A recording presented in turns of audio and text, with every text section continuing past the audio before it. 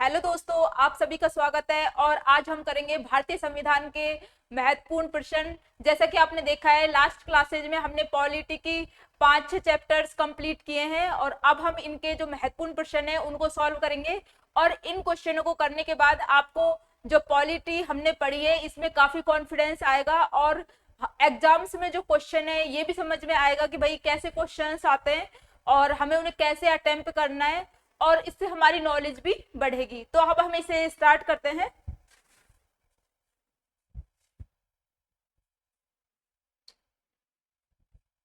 First question है,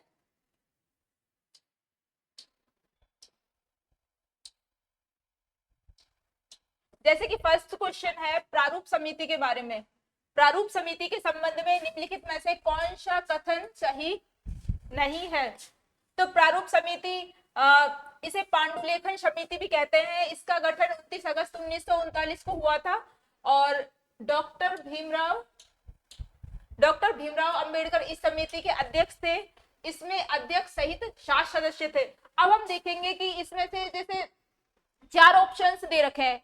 जो प्रारूप समिति है जिसे कि हम ड्राफ्ट कमेटी कहते हैं इंग्लिश में, इसका एक और नाम है पांडुलेखन समिति। तो अब हम इसके बारे में और नॉलेज लेते हैं कि भाई और इससे रिलेटेड क्या क्या फैक्ट्स हैं।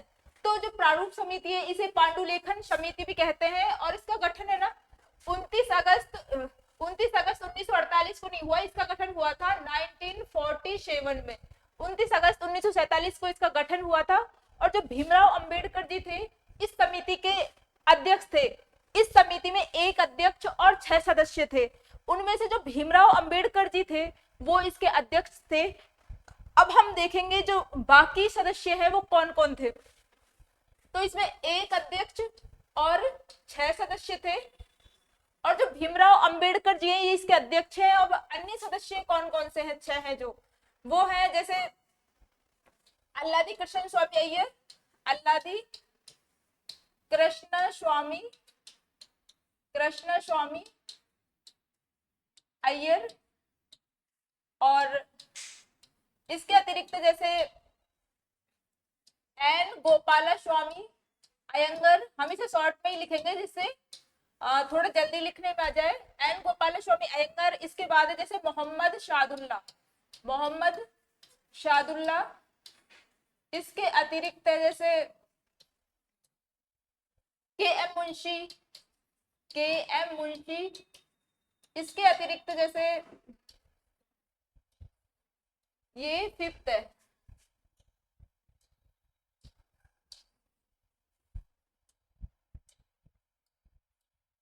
फोर्थ है के एम मुंशी और फिफ्थ और सिक्स को हमने लर्न किया है टी एन से। एक तो वीटी जो टीटी कृष्णामाचारी है ना, टीटी कृष्णामाचारी, और एक जैसे डीपी खेतान और जो बीएल मित्र है ना। तो अब हम देख रहे हैं जो हम प्रारूप समिति, जैसे कि प्रारूप समिति का क्वेश्चन सॉल्व कर रहे हैं। तो प्रारूप समिति जिसे हम ड्राफ्ट कमेटी कहते हैं, इसके अध्यक्ष थे भीमराव अंबेडकर जी और इसमें 6 सदस्य और थे। ये सारे के सारे जो कृष्ण जी है या फिर इनके नाम पे है, इनके नाम मीन्स भगवानों से जुड़े हुए हैं। जैसे कि अल्लादी कृष्ण स्वामी अय्यर है, एन गोपाल स्वामी अयंगर है, मोहम्मद शादुल्ला है, के एम मुंशी है, टीटी कृष्णामाचारी है। जो टीटी कृष्णामाचारी है ना, इसको हमें वीटी कृष्णामाचारी से अलग रखना है। जो वीटी कृष्णामाचारी थे, संविधान सभा में हमने देखा था, वो हमारे राजस्थान से ही गए थे संविधान सभा में, वीटी कृष्णामाचारी, जिन्हें कालांतर में जो हमारी संविधान सभा थी उसका उपाध्यक्ष भी बनाया गया था। तो अब हमने देखा जो टीटी कृष्णामाचारी है ये डीपी खेतान की जगह आए थे और एक है एन से और है जो कि बीएल मित्र की जगह पे आए थे। तो इस टाइप से ये प्रारूप समिति हमारी क्लियर हो गई। 29 अगस्त 1947 को इसका गठन हुआ था। कब? 29 अगस्त 1947 को। 29 अगस्त 1947 को। इसके अतिरिक्त जैसे जो हमारी प्रारूप समिति है इससे रिलेटेड अदर फैक्ट्स हम देखें तो वो है, जैसे प्रारूप समिति है इसने 60 संविधानों का अध्ययन किया था। 60 देशों के संविधानों का अध्ययन करने के बाद इसके समझ में आया कि भाई, समझने के बाद भारतीय संविधान का जो प्रारूप है वो प्रारूप समिति ने तैयार किया था। जैसा कि हम सभी को पता है, जो BN राव थे उन्होंने संविधान का प्रथम प्रारूप तैयार किया था, लेकिन जो अंतिम प्रारूप है ये प्रारूप समिति ने तैयार किया था संविधान का। तो 60 देशों के संविधानों का अध्ययन करने के बाद इसको संविधान सभा के समक्ष 4 नवंबर 1947 को इसे सौंपा गया था।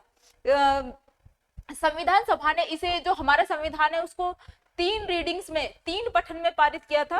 फर्स्ट पठन में तो जैसे कि आपको पता है इंट्रोडक्शन होता है, सेकंड में विधेयक पर बहुत विस्तृत चर्चा होती है और थर्ड में उसको पारित करने के लिए लाया जाता है। तो जो थर्ड उसका सेशन हुआ था वो 14 नवंबर से 26 नवंबर 1949 तक हुआ था। और जैसे कि आप सभी को पता है 26 नवंबर 1949 को भारतीय संविधान को अंगीकृत, अधिनियमित और आत्मर्पित कर दिया गया। और जो भारतीय संविधान के इंपॉर्टेंट अनुच्छेद थे, जैसे इंपॉर्टेंट 16 अनुच्छेद थे, वो भी पारित कर दिए गए थे। तो इस टाइप से हमने जो प्रारूप समिति है, जो कि समितियों की समिति, महासमिति है, सारी समितियों से बड़ी प्रारूप समिति, ड्राफ्ट कमेटी, इसके बारे में हमने विस्तार से देखा। अब हम देखते हैं जो इसके विकल्प दिए हुए हैं इनमें कौन सा सही है और इसका आंसर क्या होगा। अब जैसे प्रारूप समिति है, क्वेश्चन है इसका कौन सा कथन सही है। तो इसमें जो पांडुलेखन समिति भी कहा जाता है ये करेक्ट है। इसके बाद जैसे इसका गठन 29 अगस्त 1947 को हुआ था, ना कि 48 को। तो ये वाला जो इसका विकल्प है ना, ये है रॉन्ग, ये है रॉन्ग। तो आंसर होगा इसका बी। आंसर क्या होगा दोस्तों इसका? बी, ये रॉन्ग है। और जो भीमराव अंबेडकर थे इस समिति के अध्यक्ष थे और अध्यक्ष सहित 7 सदस्य थे। तो ये इसके बारे में जो बाकी सारी डिटेल है वो सही है, लेकिन जो बी विकल्प है ना ये रॉन्ग है। ये होगा इसका आंसर। बी विकल्प का आंसर है, इसका फर्स्ट क्वेश्चन का आंसर है बी। तो अब हम नेक्स्ट क्वेश्चन पे चलते हैं। जैसे नेक्स्ट क्वेश्चन है, निम्नलिखित कथनों पर विचार कीजिए। अब क्या क्या, जैसे पूर्णिमा बनर्जी,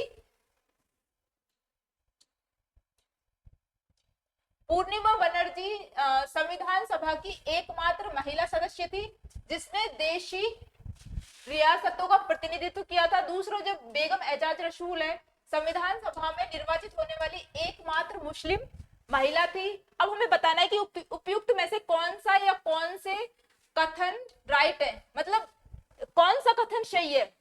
तो इसमें हम सर्वप्रथम जानेंगे कि जो संविधान सभा है उसमें कितनी महिला सदस्य थी। तो उसमें टोटल 15 महिला सदस्य थी। संविधान सभा में टोटल 15 महिला सदस्य थी। टोटल इसमें 15 महिला सदस्य निर्वाचित हुई थी संविधान सभा में, 15 महिला सदस्य। तो इसमें टोटल 15 महिला सदस्य निर्वाचित हुई थी। उनमें से अब हम उन्हें एक ट्रिक के जरिए याद करेंगे। ये बस एक ट्रिक है, इसे अदरवाइज ना ले। और अब हम इसके जरिए से याद करते हैं, क्योंकि वो जिससे कि संविधान की जो 15 महिलाएं वो हमारी याद रह सके। वो है जैसे अदब व शर्म कर लीला हंस मत।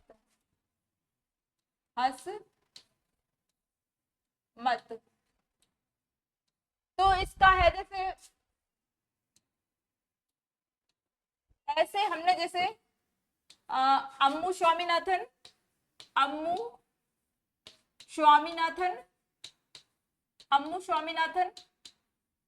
और दूसरी महिला है जैसे इसका ए ही साउंड करेगा ये, तो ए से है एनी माशकरीन।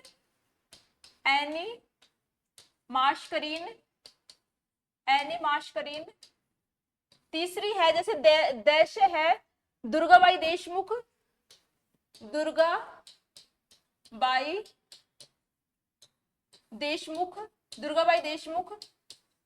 और फोर्थ है दुर्गाबाई देशमुख के बाद है जैसे ही दक्षिणी वेलायुधन आ जाएगी, दक्षिणी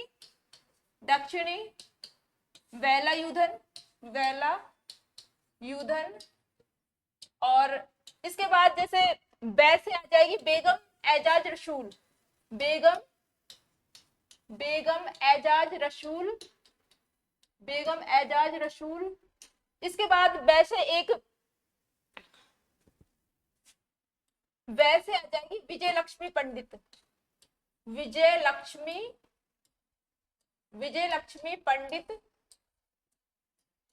और जो सै से आ जाएगी सरोजिनी नायडू, क्या सरोजिनी नायडू। ऐसे ही सै से एक सुचेता कृपलानी आ जाएगी, कौन सी, सुचेता कृपलानी, हम इनका शॉर्ट नेम से लिख रहे हैं। और फिर मैं से आ जाएगी, मैं से कौन सी है आप बताइए कमेंट्स में। और कैसे है जैसे कमला चौधरी, और इसके अतिरिक्त है जैसे लीला से है लीला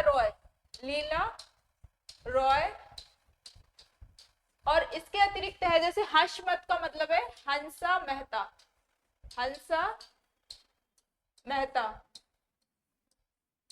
और मैं से क्या है ये सभी, ये आप कमेंट्स में बताइए। इसके अतिरिक्त एक महिला सदस्य और रह गई, उसका नाम है पूर्णिमा बनर्जी। कौन सा, पूर्णिमा बनर्जी, ये आपको अलग से याद करना है, पूर्णिमा बनर्जी।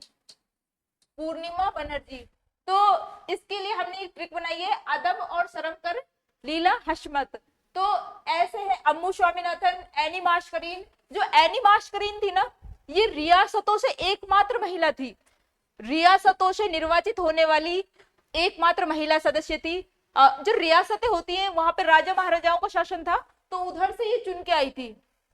एनी मास्करीन कौन सी है, एनी मास्करीन, ये रियासतों से एकमात्र महिला थी। और इसका जो संबंध है वो त्रावणकोर रियासत से था, जो कि केरल में पड़ता है, त्रावणकोर रियासत। इसके बाद जो दुर्गाबाई, ये है दक्षिणी वेलायुधन। जो दक्षिणी वेलायुधन है ये मद्रास से थी, और ये एकमात्र महिला थी जो कि दलित थी, दलित, संविधान सभा में एकमात्र दलित महिला थी ये, दलित महिला। इसके अतिरिक्त जैसे जो सरोजिनी नायडू है, ये भी यूपी से प्रथम राज्यपाल रही थी। और जो बेगम एजाज रसूल है, ये भी एकमात्र मुस्लिम महिला थी संविधान सभा में निर्वाचित होने वाली। तो इस टाइप से हमने इनके बारे में फैक्चुअल नॉलेज समझी। और जो हंसा मेहता है ना, ये मुंबई से थी, मुंबई से हंसा मेहता।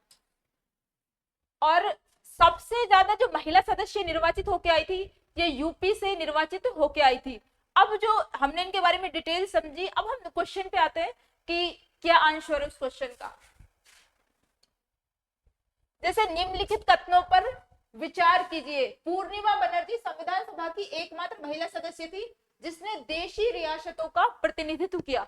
तो देशी रियासतों का प्रतिनिधित्व किसने किया था, अभी हमने देखा था।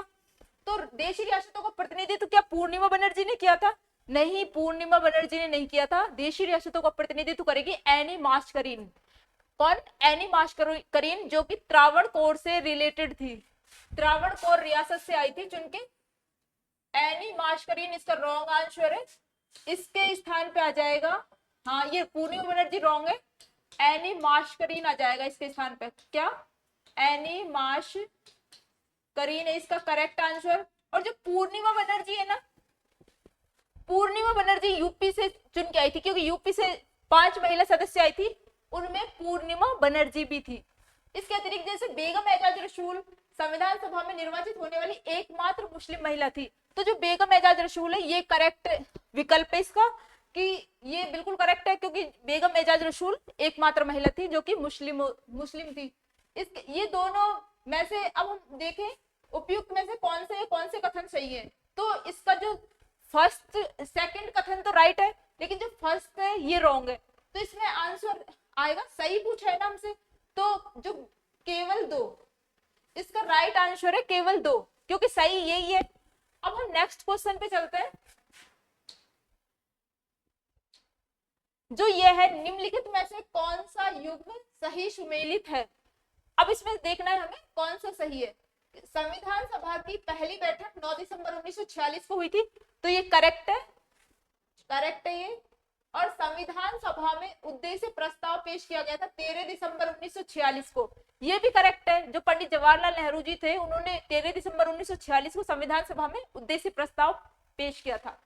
और संविधान सभा द्वारा राष्ट्रीय ध्वज को अपनाया गया 22 जुलाई 1948 को, ये करेक्ट नहीं है। जो राष्ट्र ध्वज को अपनाया गया था वो 22 जुलाई 1947 को अपनाया गया था, और इसमें लिख रहा है 1948, तो इसकी जगह पे क्या आएगा दोस्तों, 1947। 22 जुलाई 1947 को राष्ट्र ध्वज को अपनाया गया था। और जो राष्ट्रगान और राष्ट्रगीत है, इसको कब अपनाया, इसको अपनाया है 24 जनवरी 1950 को। तो इसमें पूछा है हमसे कौन सा युग्म सही सुमेलित नहीं है, तो इसका इसमें हो जाएगा जो थर्ड है ना, ये इसका आंसर है, ये सही सुमेलित नहीं है। अब हम इनके बारे में डिटेल से देख लेते हैं, जिससे कि हमारी नॉलेज में भी इंप्रूवमेंट होगा, क्योंकि क्वेश्चंस का को ज्यादा से ज्यादा सॉल्व करने का यही फायदा होता है कि इससे हम उनके बारे में और फैक्ट्स भी जानने को मिल जाते हैं, और इससे हमारी नॉलेज बढ़ती है, और हम मतलब क्वेश्चंस ज्यादा से ज्यादा सॉल्व कर पाते हैं। तो जैसे ये संविधान सभा की पहली बैठक है, ये 9 दिसंबर 1946 को हुई थी, लेकिन संविधान सभा इस दिन और क्या क्या हुआ था। इस दिन जो हमारे वरिष्ठ सदस्य थे संविधान सभा के, वो सच्चिदानंद सिन्हा, कौन थे, सच्चिदानंद सिन्हा, संविधान सभा के वरिष्ठ सदस्य थे सच्चिदानंद सिन्हा। जो सच्चिदानंद सिन्हा थे ना, सच्चिदानंद सिन्हा, जो सच्चिदानंद सिन्हा थे, ये संविधान सभा के वरिष्ठतम सदस्य थे। और ये परंपरा हमने फ्रांस से ली थी कि भाई संविधान सभा के जो वरिष्ठ सदस्य है, उसको अस्थायी जो अध्यक्ष है वो बना दिया गया था।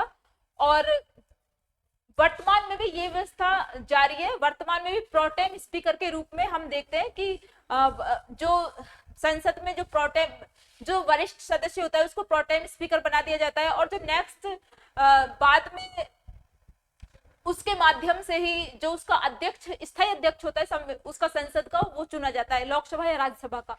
तो इस टाइप से ही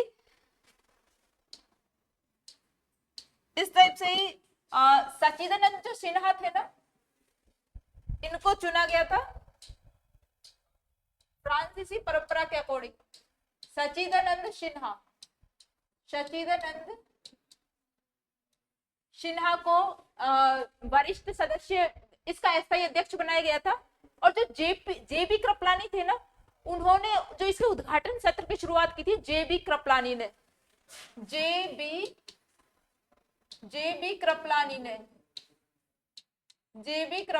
क्या किया था, उद्घाटन सत्र की शुरुआत की थी।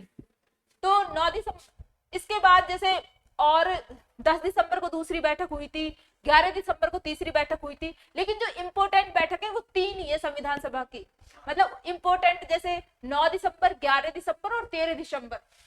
एक हुई थी जैसे 11 दिसंबर 1946 की बैठक है, और जो 13 दिसंबर 1946 की बैठक है ना, ये तीनों इंपॉर्टेंट है, और इन तीनों में इंपॉर्टेंट डिसीजन लिए गए थे।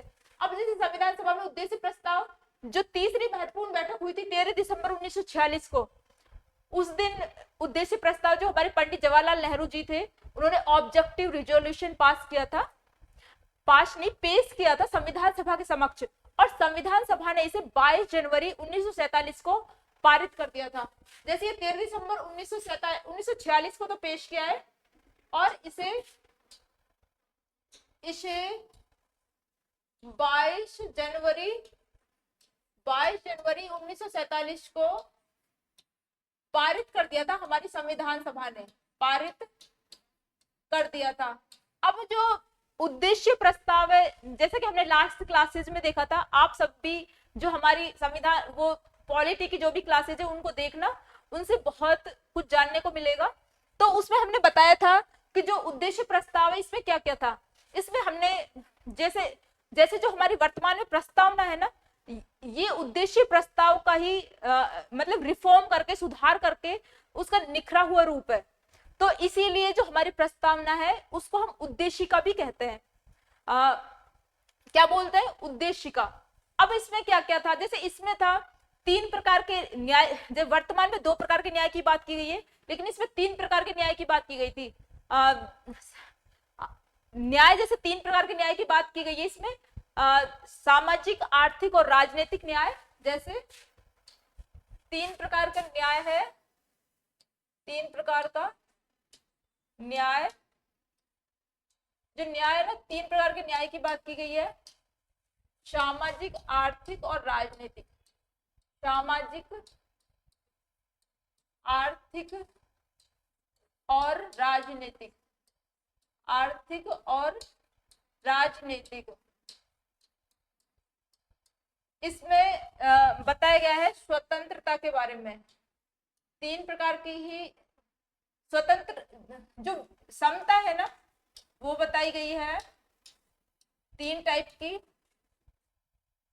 प्रतिष्ठा, अवसर और विधि के समक्ष क्षमता।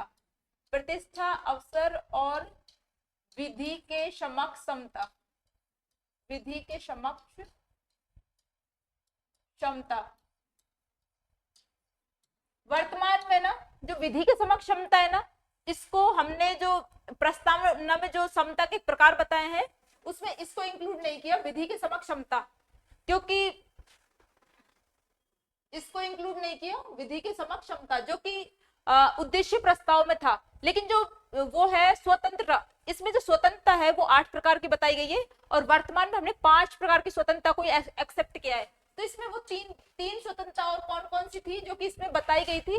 इसमें 8 प्रकार की स्वतंत्रता बताई गई है। स्वतंत्रता बताई गई है, जैसे विचार, अभिव्यक्ति, विचार, अभिव्यक्ति, अभिव्यक्ति, विश्वास, विश्वास, धर्म और उपासना के। विश्वास, धर्म और उपासना, ये 5 प्रकार की स्वतंत्रता तो वर्तमान में भी है, जो विचार, अभिव्यक्ति, विश्वास, धर्म और उपासना। लेकिन जो 3 और है जो कि वर्तमान में नहीं है, उनका नाम है व्यवसाय करने की स्वतंत्रता, व्यवसाय करने की, कार्य करने की, और ये बताई गई है। जैसे ये है 8 प्रकार की स्वतंत्रता बताई गई है इसमें उद्देश्य प्रस्ताव में: विचार, अभिव्यक्ति, विश्वास, धर्म, उपासना, व्यवसाय करने की, काम करने की। इस टाइप से ये एक्स्ट्रा 3 और बताई गई है। और जो उद्देश्य प्रस्ताव था, इसमें जो वर्तमान में हमने जो अवशिष्ट शक्तियां होती है, जिन पे संसद और हमारी जो राज्य विधानसभा है दोनों कानून बना सकती है, अवशिष्ट शक्तियां होती है वो, और वर्तमान में वो केंद्र, जो हमारी केंद्र सरकार है, मीन्स दोनों ही कानून बना सकती है, और अवशिष्ट शक्तियां है जो केंद्र सरकार को दी गई है। लेकिन उस टाइम पे उद्देश्य प्रस्ताव में बोला गया था कि जो अवशिष्ट शक्तियां हैं वो राज्यों को दी जाएंगी, और जो राज्य है उनको अधिक स्वायत्तता दी जाएगी। तो ये इसलिए बोला था जो जिन्ना थे, जिससे कि जिन्ना जो पृथक पाकिस्तान की मांग कर रहे थे वो मान जाए, इसलिए बोला था कि भाई जो स्टेट है उनको ज्यादा ऑटोनॉमी देंगे, और जो हमारी अवशिष्ट शक्तियां हैं उनको भी हम स्टेट को दे देंगे, जिससे कि स्टेट ज्यादा पावरफुल रहेगा, जिससे कि जिन्ना मान जाए। तो जब वो नहीं माना तो बाद में जो अवशिष्ट शक्तियां वो केंद्र सरकार को ही दी गई थी। इस टाइप से देखा हमने उद्देश्य प्रस्ताव। अब नेक्स्ट क्या, जैसे संविधान सभा द्वारा राष्ट्रीय ध्वज को कब अपनाया गया? 22 जुलाई 1947 को।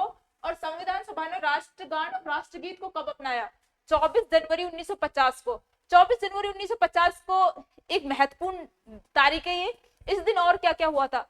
इस दिन जो हमारे प्रथम राष्ट्रपति है डॉक्टर राजेंद्र प्रसाद, उनको विधिवत रूप से प्रेसिडेंट बनाया गया था, और उन्होंने जो शपथ ली थी वो 26 जनवरी 1950 को ली थी, लेकिन उन्हें 24 जनवरी 1950 को ही राष्ट्रपति बना दिया गया था विधिवत रूप से। तो इस टाइप से हमने कितने सारे फैक्ट समझे इनके माध्यम से। ये 3rd क्वेश्चन है। अब हम नेक्स्ट पे चलते हैं। इसका आंसर ये है सी। अब नेक्स्ट है जो संविधान सभा है, संविधान सभा के बारे में, ये संविधान सभा के गठन के संबंध में निम्नलिखित कथनों पर विचार कीजिए। इसका जो पहला विकल्प है, प्रतिनिधि 3 घटकों मुस्लिम, सिख और सामान्य में से चुने जाने थे, प्रत्येक 10 करोड़ लोगों पर 1 सीट आवंटित की जानी थी और संविधान सभा की कुल सदस्य संख्या 389 थी। कांग्रेस ने संविधान सभा के मसौदे पर तैयार करने के लिए जुलाई 1946 में एक विशेषज्ञ समिति का गठन किया था। इनमें से कौन सा सही है? तो सबसे पहले आप भी कमेंट्स में बताइए कि जो इसका आंसर है, क्या आंसर आएगा इसमें। तो हम इसके बारे में एक बार डिटेल से समझ लेते हैं कि भाई इसके बारे में एक बार देखेंगे संविधान सभा के बारे में। जो हमारी संविधान सभा थी, संविधान सभा जुलाई अगस्त 1946 में, जुलाई अगस्त 1946 में जो संविधान सभा है उसका चुनाव हुए, उसके निर्वाचन हुआ और वो हुआ था कैबिनेट मिशन की सिफारिश पर, कैबिनेट मिशन की सिफारिश पर, कैबिनेट मिशन। इस टाइम संविधान सभा में ये जो चुनाव हुए थे ना, वो आनुपातिक प्रतिनिधित्व पद्धति के तहत हुए थे, आनुपातिक प्रतिनिधित्व पद्धति के तहत हुए थे, आनुपातिक प्रतिनिधित्व पद्धति के तहत हुए थे। और इसमें, इसके तहत, क्योंकि हम भारत में जो धार्मिक रूप, धर्म को भी काफी महत्व दिया जाता है, तो धार्मिक रूप से रिप्रेजेंटेशन दिया गया था, प्रतिनिधित्व दिया गया था। जैसे कैसे दिया था? आनुपातिक प्रतिनिधित्व पद्धति के आधार पर, इसके आधार पर 3 भागों में डिवाइड कर दिया गया था। एक तो है मुस्लिम, सिख और सामान्य, मुस्लिम, सिख और सामान्य। अब इनके लिए कुछ सीटें रिजर्व की गई थी। जैसे मुस्लिमों के लिए तो 78 सीटें आरक्षित की गई थी, और जो सिख थे इनके लिए 4 सीटें रिजर्व की गई थी, और जो सामान्य थे इसमें हिंदू, ईसाई, जैन और भी जो बचे हुए थे वो सब आ जाएंगे। 210 सीटें इनके लिए आरक्षित कर दी थी। जैसे मुस्लिमों के लिए तो कितनी सीटें, 78 जो सीटें थी ये रिजर्व कर दी थी, आरक्षित सीटें, आरक्षित सीटें। और जो सिख है इनके लिए जो 4 सीटें हैं वो रिजर्व कर दी थी, और जो सामान्य है इनके लिए 210 सीटें रिजर्व की थी। अब जो सामान्य में आ जाएंगे हिंदू, ईसाई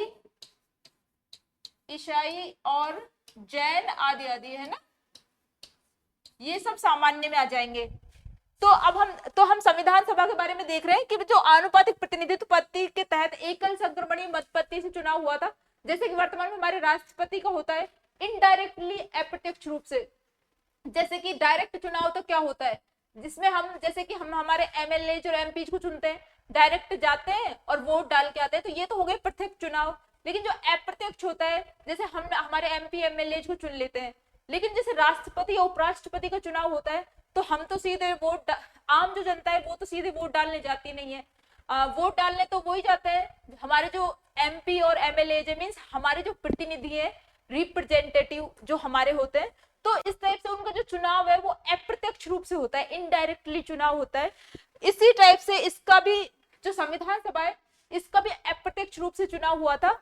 और इसमें जो आनुपातिक प्रतिनिधित्व पद्धति है इसके तहत 3 कैटेगरीज में डिवाइड कर दिया गया, धर्म के आधार पर इनको कुछ सीटें आरक्षित भी की गई थी। जैसे मुस्लिमों के लिए 78 सीटें, सिखों के लिए 4, और जो सामान्य थे इनके लिए 210 सीटें। सामान्य में हिंदू, ईसाई, जैन ये सभी आ जाएंगे। अब इसके अतिरिक्त जैसे टोटल सदस्य कितने थे संविधान सभा में, तो जो कुल सदस्य थे ना, कुल सदस्य 389 थे। कुल सदस्य कितने थे? 389 थे।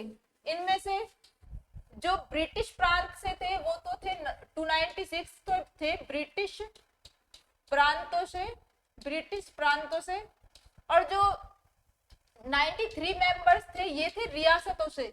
कहां से? रियासतों से।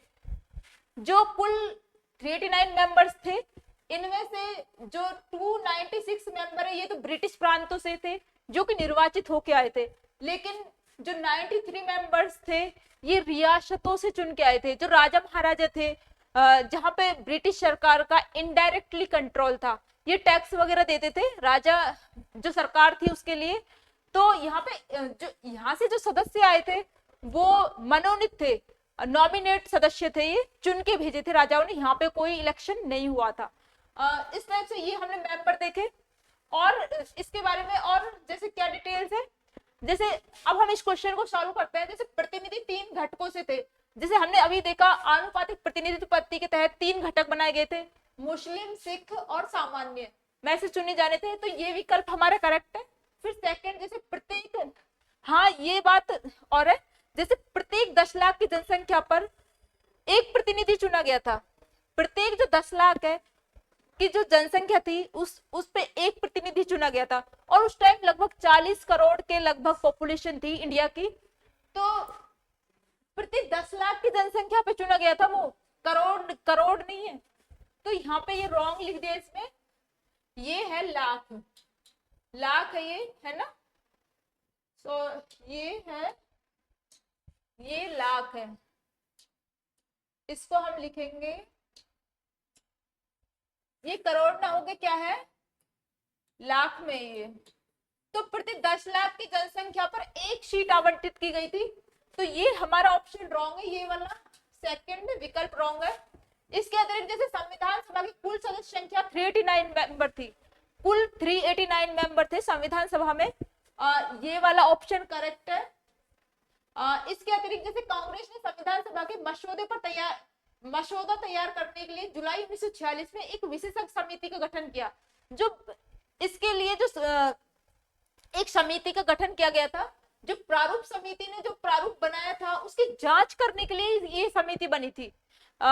इस जो विशेषज्ञ समिति बनी है, ये जो प्रारूप समिति ने प्रारूप संविधान का जो बनाया था उसके ड्राफ्ट की जांच करने के लिए ये विशेषज्ञ समिति बनाई गई, और ये बनाई गई थी पंडित जवाहरलाल नेहरू की अध्यक्षता में। किसकी अध्यक्षता में? पंडित जवाहरलाल नेहरू, पंडित जवाहरलाल नेहरू की अध्यक्षता में ये समिति गठित की गई थी। नेहरू की अध्यक्षता में ये समिति गठित की गई थी। इस तरह से हमने चारों विकल्प देखे, इनमें से कौन सा विकल्प, क्या क्वेश्चन में क्या है, कथनों पर विचार करना है, फिर कौन से विकल्प सही है। तो फर्स्ट विकल्प सही है, सेकंड रॉन्ग है, थर्ड सही है, फोर्थ सही है। तो 1, 3 और 4 किसमें है? 1, 3 और 4 इसमें है, ये करेक्ट आंसर हो गया इसका। अब हम नेक्स्ट क्वेश्चन पे चलते हैं। नेक्स्ट क्वेश्चन है, इनमें से कितने युग्म सुमेलित हैं? अब हमें जो ये विकल्प है सुमेलित करने हैं। जैसे संघ संविधान समिति पंडित जवाहरलाल नेहरू, ये जो हमारी संविधान सभा के टाइम पे जब संविधान का निर्माण हो रहा था तो कुछ समितियों का गठन किया गया था, तो उनका ही मिलान करवाया कि भाई कौन सी करेक्ट है, किसके कौन से अध्यक्ष थे। तो संघ संविधान समिति के पंडित जवाहरलाल नेहरू थे, ये करेक्ट ऑप्शन है। इसके अतिरिक्त जैसे अल्पसंख्यक उप समिति है, इसके जेबी कृपलानी, ये है इनकरेक्ट, इसके जेबी कृपलानी नहीं थे, इसके अध्यक्ष थे एस.सी. मुखर्जी। जो अल्पसंख्यक समिति है इसके अध्यक्ष कौन है? एच.सी. मुखर्जी, एस.सी. मुखर्जी थे, एस.सी. मुखर्जी थे, एस.सी. मुखर्जी इसके अध्यक्ष थे।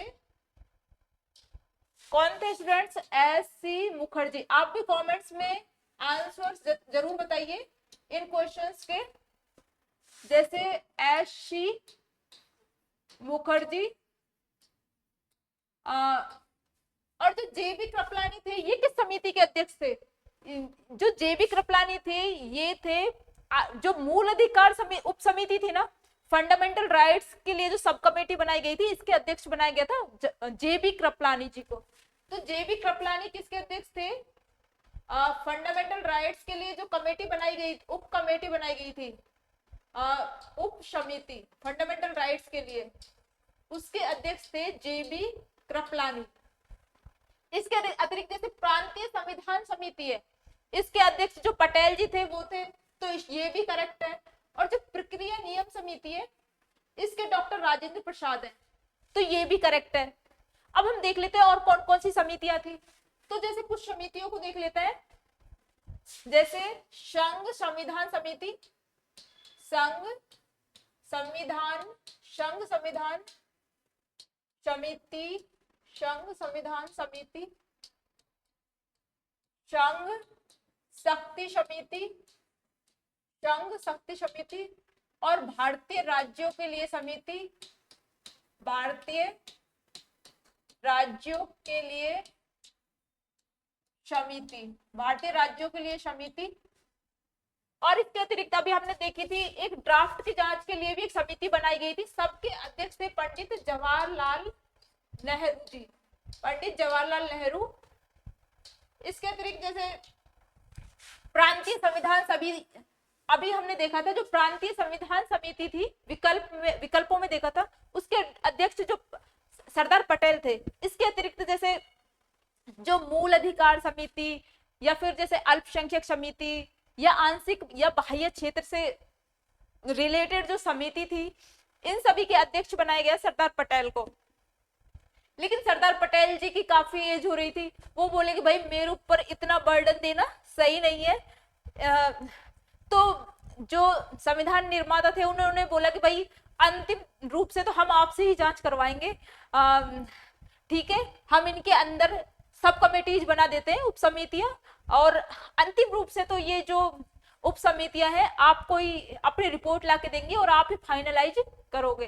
तो इसके तहत जो सरदार पटेल थे, कुछ उप समितियां गठित की गई थी, जैसे अभी हमने देखा था विकल्पों में भी, जैसे मूल अधिकार उप समिति है, एससी मुखर्जी, जो जेबी कृपलानी वो मूल अधिकार उप समिति के अध्यक्ष है, या फिर जैसे अल्पसंख्यक समिति है उसके अध्यक्ष है एससी मुखर्जी। इसी टाइप से गोपीनाथ बारदोलोई या फिर एवी ठक्कर के अध्यक्षता में भी समितियां गठित की गई थी। ये तो हो गए पटेल जी कौन कौन सी समितियों के अध्यक्ष थे। अब जैसे हमारे जो डॉक्टर राजेंद्र प्रसाद है, ये जैसे प्रक्रिया नियम समिति, प्रक्रिया नियम समिति, प्रक्रिया नियम समिति हो, या संचालन समिति हो, संचालन समिति, या फिर जैसे राष्ट्रीय ध्वज के लिए एक समिति और गठित की गई थी, वो थी एडहॉक कमेटी, तदर्थ समिति। राष्ट्रीय ध्वज के लिए एक तदर्थ समिति और गठित की गई थी, तदर्थ समिति, राष्ट्रीय ध्वज के लिए एक समिति गठित की गई थी, एडहॉक कमेटी, तदर्थ समिति। तो इस टाइप से इन सब के अध्यक्ष हो गए डॉक्टर राजेंद्र प्रसाद, डॉक्टर राजेंद्र प्रसाद। इस टाइप से ये हमने कुछ समितियां देखी है, जैसे जो, क्योंकि डॉक्टर राजेंद्र प्रसाद संविधान सभा में के स्थायी अध्यक्ष थे। अब अध्यक्ष का क्या काम होता है? अध्यक्ष का यही तो काम होता है कि भाई सभा में मतलब नियम बनाए, उसका संचालन करे। जैसे जो उसकी जो प्रोसेस है, प्रक्रिया नियम समिति के अध्यक्ष यही है, क्योंकि संविधान सभा में प्रक्रिया नियम तो इनके तहत ही चलेगी क्योंकि ये अध्यक्ष है।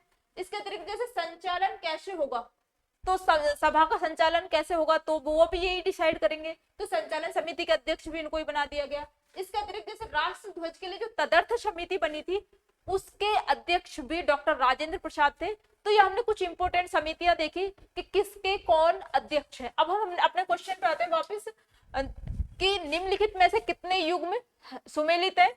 तो इसमें जैसे संघ संविधान समिति थी, इसके अध्यक्ष थे पंडित जवाहरलाल नेहरू, तो ये करेक्ट है। जो अल्पसंख्यक समिति है, इसके जेबी कृपलानी नहीं है, ये इनकरेक्ट है। सेकंड इनकरेक्ट है, अल्पसंख्यक समिति के अध्यक्ष एससी मुखर्जी है, और जो जेबी कृपलानी जी थे, ये फंडामेंटल राइट से रिलेटेड जो उप समिति बनी थी, इसके अध्यक्ष थे। इसके अतिरिक्त जैसे प्रांतीय संविधान समिति है, इसके अध्यक्ष सरदार पटेल है, ये भी करेक्ट है। जो प्रक्रिया नियम समिति है, इसके अध्यक्ष जो डॉक्टर राजेंद्र प्रसाद है, ये भी करेक्ट है। तो कितने युग्म सुमेलित है? 3 युग्म सुमेलित है, बस एक ही ये है सेकंड, ये इनकरेक्ट है। तो फर्स्ट, थर्ड, फोर्थ, इसमें आंसर आएगा 3, क्योंकि 3 युग्म सुमेलित है इसमें। अब हम नेक्स्ट क्वेश्चन की साइड चलते हैं। नेक्स्ट क्वेश्चन है हमारा 6। इसमें क्या है? निम्नलिखित में से किसने संविधान सभा को हिंदुओं का निकाय कहा है? तो ये क्वेश्चन है, डायरेक्ट फैक्चुअल क्वेश्चन उठ गया है कि भाई किसने जो संविधान सभा है हमारी उसको हिंदुओं का निकाय कहा है? तो ये कहा है लॉर्ड विस्काउंट ने। किसने कहा है? लॉर्ड जो विस्काउंट थे, इन्होंने संविधान सभा को हिंदुओं का निकाय कहा है, क्योंकि इसने इसके पीछे लॉजिक दिया है कि भाई उसमें हिंदुओं का ही प्रभुत्व था, मेजोरिटी में वही थे, क्योंकि पृथक जो पाकिस्तान है वो तो अलग हो ही गया था। तो ये हिंदुओं का ही, मतलब हिंदुओं की मेजोरिटी है, तो हिंदुओं का निकाय बोला इसको लॉर्ड विस्काउंट ने। अब विंस्टन चर्चिल ने भी ऐसे ही बोला, टिप्पणी करते हुए कहा था कि भाई इसने भारत के एक बहुत बड़े समुदाय का प्रतिनिधित्व किया है। इसके अतिरिक्त जैसे जो ब्रिटेन में जो कानून के एक बहुत बड़े विशेषज्ञ थे, ये ग्रैनविल ऑस्टिन। तो ग्रैनविल ऑस्टिन ने कहा था कि जो संविधान सभा है इसने एक ये मतलब एक बड़े देश का जो एक दल है उसका ही इसने प्रतिनिधित्व किया है। संविधान सभा ही कांग्रेस है और कांग्रेस ही भारत देश है। तो इसने मतलब इनडायरेक्टली इसने बोला कि ये जो संविधान सभा है कांग्रेस का ही इसमें प्रभुत्व है, और ये एक दल है इंडिया में और उसी का ही प्रभुत्व है। तो इसके अतिरिक्त जो निराजुद्दीन अहमद है, इसने जो उद्देश्य प्रस्ताव जो हमारी प्रारूप समिति है उसके लिए बोला था अपवहन समिति। इसको अपवहन समिति का दर्जा दिया था, प्रारूप समिति को अपवहन समिति, अपवहन समिति।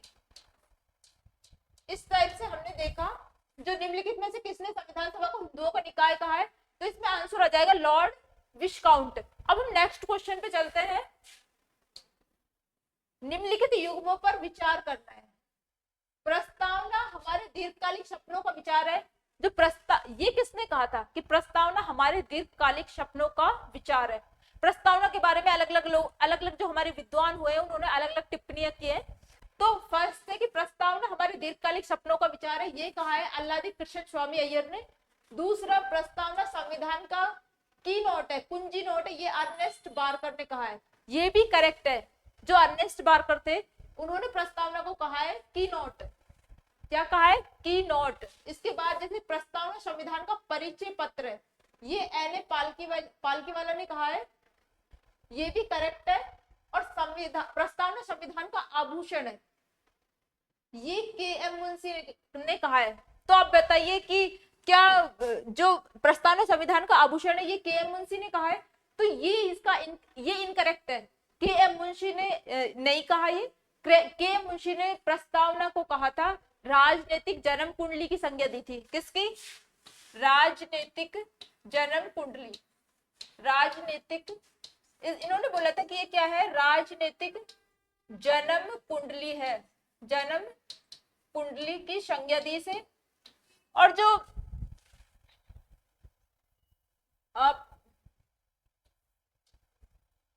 प्रस्तावना संविधान का आभूषण है, ये किसने कहा था?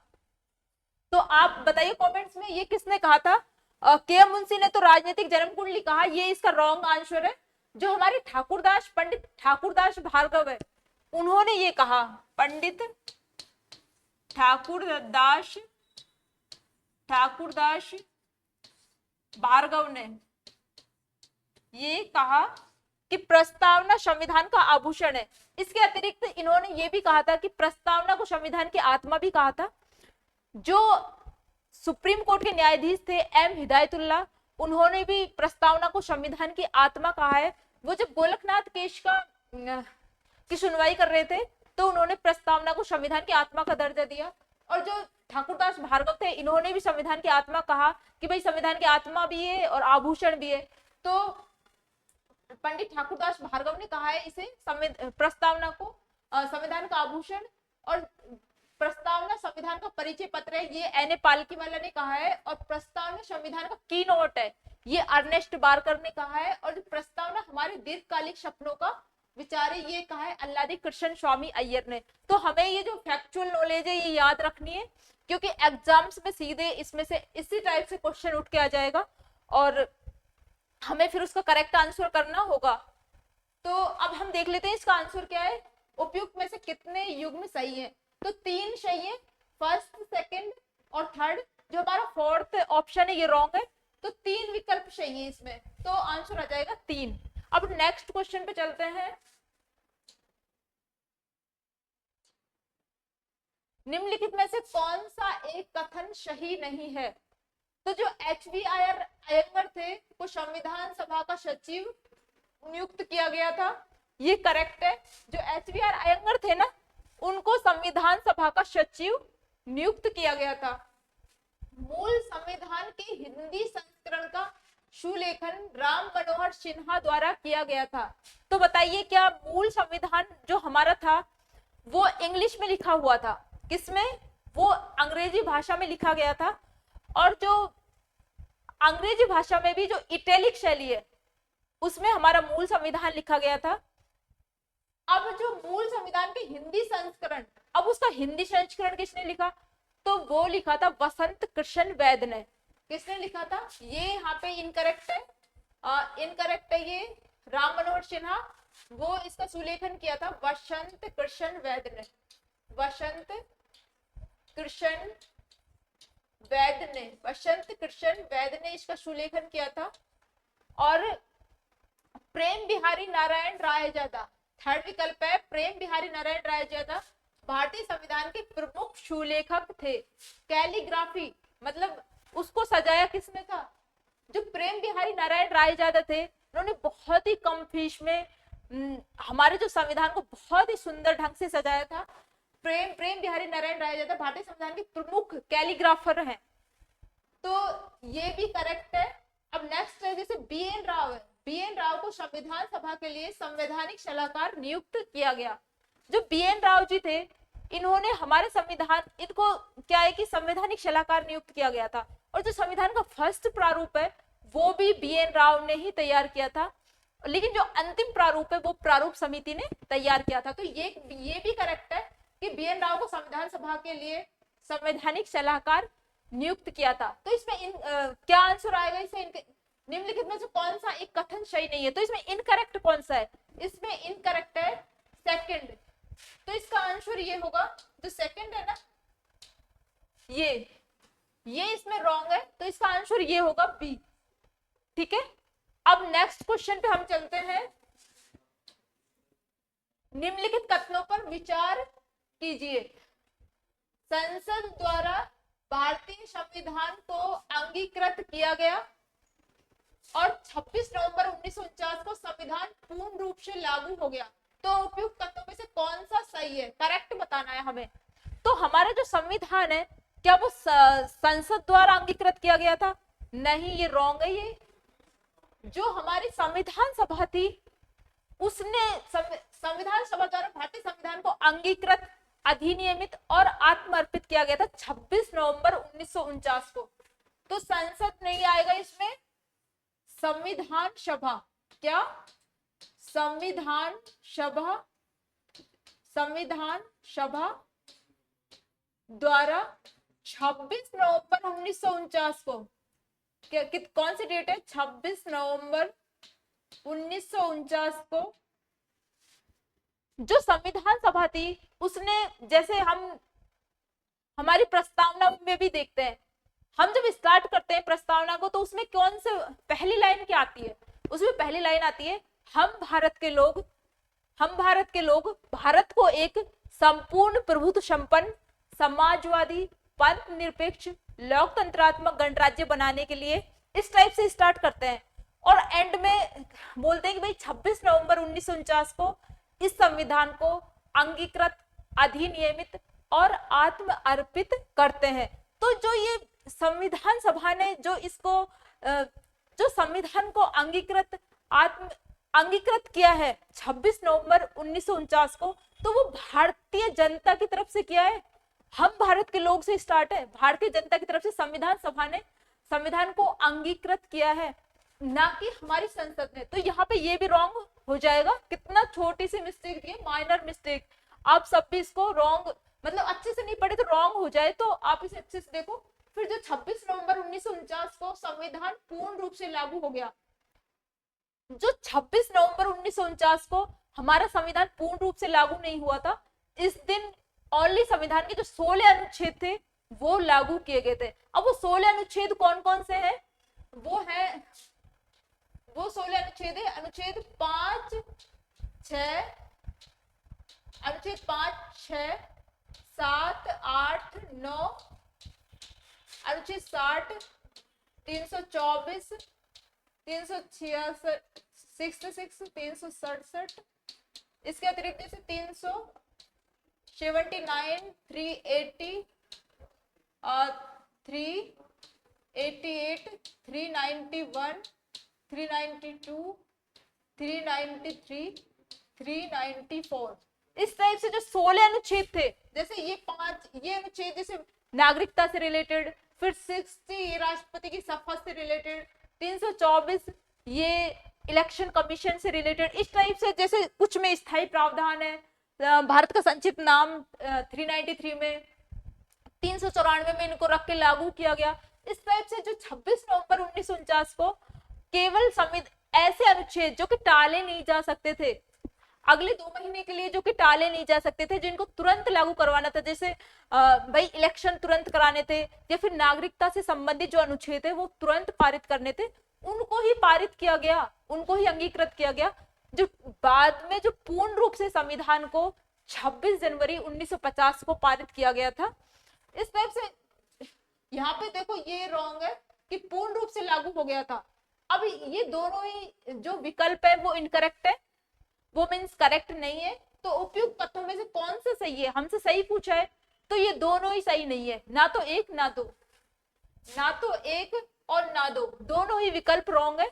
अब नेक्स्ट हम देखते हैं, नेक्स्ट क्वेश्चन है हमारा 10th, इसमें है 26 नवंबर 1949 को भारतीय संविधान को कितने अनुच्छेद लागू किए गए थे?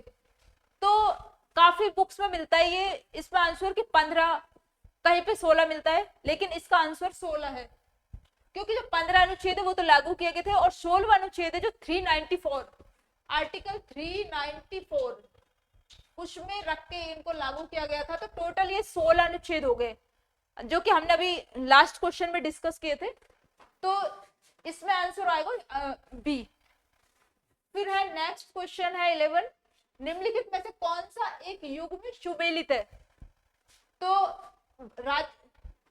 राज्यसभा के स्थानों का आवंटन दूसरी अनुसूची में है, ये इनकरेक्ट है। चौथी अनुसूची में है इसका आंसर। विषयों का विभाजन, ये भी इनकरेक्ट है, 7वीं अनुसूची में आएगा ये।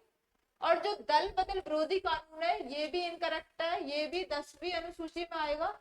और जो शपथ और प्रतिज्ञान के प्रारूप है ये करेक्ट है। तो निम्नलिखित में से कौन सा एक युग्म सुमेलित है? तो इसमें आंसर आएगा डी। जो डी है ना ये सुमेलित है, बाकी तीनों इनकरेक्ट है। हमने जब अनुसूचियां पढ़ी थी, अनुसूचियां जो टॉपिक है उसमें हमने पूरी अनुसूचियों के बारे में विस्तार से बताया है। अब हम एक शॉर्ट भी इनके बारे में देख लेते हैं, क्विक रिवीजन हो जाएगा इनका। जो पहली अनुसूची है, पहली अनुसूची में क्या है? फर्स्ट अनुसूची में है इस जो हमारे राज्य और हमारे जो स्टेट और यूटीज के बारे में बताया गया है, स्टेट और यूटीज के बारे में बताया गया है। राज्यों के नाम और जो संघ शासित प्रदेश है, संघ शासित प्रदेश। इसके अतिरिक्त जैसे सेकंड है, सेकंड शेड्यूल में क्या है? सेकंड में है वेतन के बारे में बात की हुई है कि संचित निधि पर भारित वेतन। तीसरे जो अनुसूची है इसमें शपथ के बारे में बात की गई है, शपथ के प्रारूप। फोर्थ जो अनुसूची है इसमें जो राज्यसभा है ना, राज्यसभा में सीटों का आवंटन, राज्यसभा में स्थानों का आवंटन। पांचवी अनुसूची में है, पांचवी अनुसूची में जैसे हमारे जो शेड्यूल एंड ट्राइबल एरियाज है, अनुसूचित और जनजाति क्षेत्र, अनुसूचित और जनजाति क्षेत्र, उनके प्रशासन और नियंत्रण से संबंधित उपबंध है। उनके प्रशासन और नियंत्रण से संबंधित उपबंध है। इसके बाद जो छठी अनुसूची है इसमें है असम, मेघालय, त्रिपुरा और मिजोरम। असम राज्य के बारे में बात की हुई है, मेघालय, असम, मेघालय, त्रिपुरा और मिजोरम। असम, मेघालय, त्रिपुरा और मिजोरम, इनके प्रशासन के बारे में बात की हुई है। जो 7वीं अनुसूची है ना, इसमें है विषयों का बंटवारा। विषयों का बंटवारे की बात की गई है, विषयों का बंटवारा, विषयों का बंटवारा। जो 8वीं अनुसूची है इसमें बात की हुई है जो हमारे मूल संविधान में जो भाषाएं थी ना, 14 भाषाएं, उनके बारे में बात की हुई है। और 9वीं अनुसूची में जो हमारी जुडिशियल रिव्यू है उसके बारे में बात की हुई है। और 10वीं अनुसूची में है दल बदल विरोधी प्रावधान। दल बदल विरोधी प्रावधान है। और जो 11वीं और 12वीं अनुसूची है ना, जो 11वीं अनुसूची है इसमें पंचायती जो राज है, पंचायती राज की शक्तियां और जिम्मेदारियों की बात की हुई है। और 12वीं अनुसूची में जो हमारी नगरीय निकाय है इनकी शक्तियां और जिम्मेदारियों की बात की हुई है। ये 73वें, ये तो 73 कॉन्स्टिट्यूशनल अमेंडमेंट, और जो 12th है ये 74 कॉन्स्टिट्यूशनल अमेंडमेंट के द्वारा संविधान में जोड़ी गई है। इस तरह से हमने जो हमारी सारी अनुसूची है इनका क्विक रिवीजन हो जाएगा। जैसे पहली में स्टेट और यूटीज के बारे में बात की हुई है। दूसरी अनुसूची में जैसे हम कहीं पे भी जाते हैं, कोई भी काम करते हैं, तो हम पहले वेतन ही तो पूछते हैं कि भाई वेतन कितना होगा, उसके बाद ही तो हम शपथ की बात करते हैं कि भाई हम काम चालू करेंगे। तो पहले वेतन की बात की हुई है, उसके बाद शपथ की बात की हुई है, औथ की।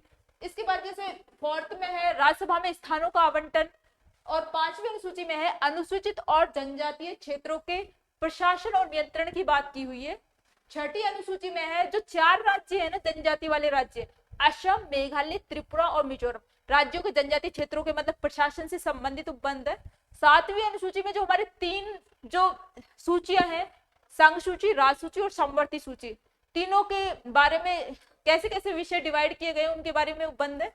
जो 8वीं अनुसूची है, 8वीं में जो हमारे मूल संविधान में 14 भाषाएं थी, उसके बाद वर्तमान में 22 भाषाएं हो गई। 14 के बाद जैसे 15वीं सिंधी, 16वीं, 17वीं, 18वीं है कोंकणी, मणिपुरी, नेपाली, जिन्हें हमने नमक से याद किया था।